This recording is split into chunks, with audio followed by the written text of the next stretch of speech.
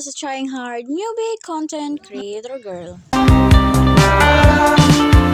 At ngayon nga mga kamayas ay samahan nyo kaming bumili ng mga stock sa aming tindahan. At silang dalawa ang kasama kong bibili. At napag-usapan naming tatlo na magbabaklay na lang kami. Babaklay, maglalakad pala. Dahil bukod sa mahal ang pamasahe, mahal. 15 pesos lang naman, pero sulit na din pag binaklay namin. Ay baklay, lakad pala.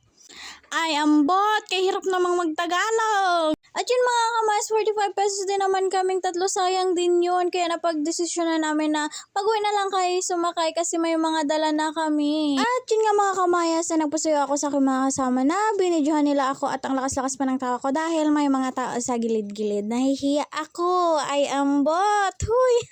At yun nga mga kamayas, dito kami daman kung saan ako nag-aaral ng senior high school at kung saan kami naabutan ng pandemic. Grade 12 kami nun. Pero okay lang naman dahil nakapagtapos naman kaming lahat. At yun nga mga kamayas, nandito na kami sa aming pamimilihan. Hindi na kami nakapag-video sa entrance dahil nahiya ang aking videographer. Ay ambot! Huy! At yun nga mga kamayas, hindi naman gaano karami ang aming bibilihin dahil nga sa napakamahal na mga bilihin ngayon.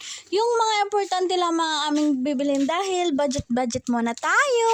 Ay ambot! Huy! At yun nga mga kamayas, dahil hindi natin kabisado ang pinapabili sa atin, mag-open na lang tayo. Huy! Nag-aral hindi sweet, bumibili ka. Listahan yan. Huy!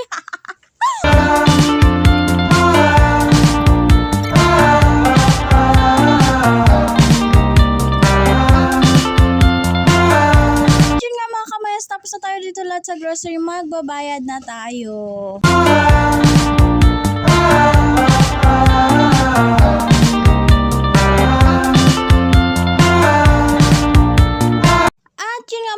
Pagkatapos natin sa grocery ay pupunta naman tayo ng market dahil may pinapabili ang aking tita na mga gulay dahil magluluto daw siya ng lumpiang gulay. Let's go!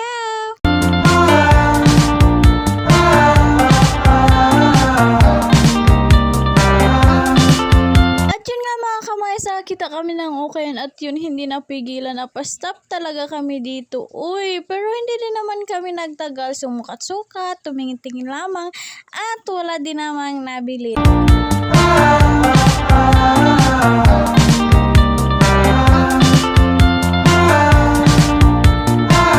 At yun nga mga kamayas, pagtapos natin magtingin-tingin na, diretso na tayo sa merkado. Yuy, pinsan ko yun, ano nangyari? Ako, bidyuhan mo.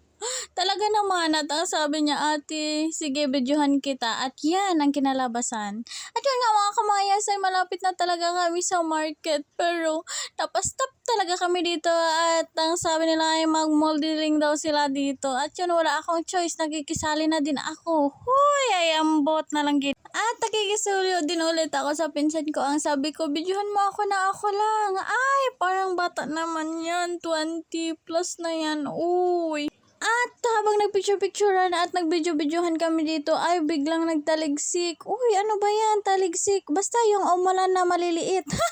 At yun nga mga kamayas, pagkatapos namin na naisabi ko sa kanila, halina kayo, marami pa tayong bibilhin. Ay, hindi ako pala yung matagal. At yun nga mga kamayas, sa time na ito ay tapos na nating nabili ang lahat ng gulay na pinapabili sa atin. At hindi ko na nga nabidyohan dahil nga nakaka-feel na ako ng gutom. Nakalimutan ko, hindi pala ako nag-umagahan. Ulcer na dis, ambot, uy. Yun nga mga kamayas, sa time na ito ay nagchat ang aking tita na bumili daw kami ng batchoy. At yun nga, pinauna ko na umuwi ang aking pinsan para pag uwi wala na kaming mga dala, maglalakad na lang kami. At yun nga mga kamayas, pagkatapos namin bumili ng batchoy, sa sobrang sakit ng paa ko, sabi ko sa kasama ko, sumakay na lang kaya tayo kasi hindi ko na kayang maglakad. Uy, uy.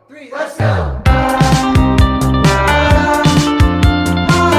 Yun nga mga mayas, after how many seconds, how many minutes, and how many hours na nasa labas, pag-uwi natin maganda pa rin tayo. Huy, sweet, haggard ka na, wag kang ano.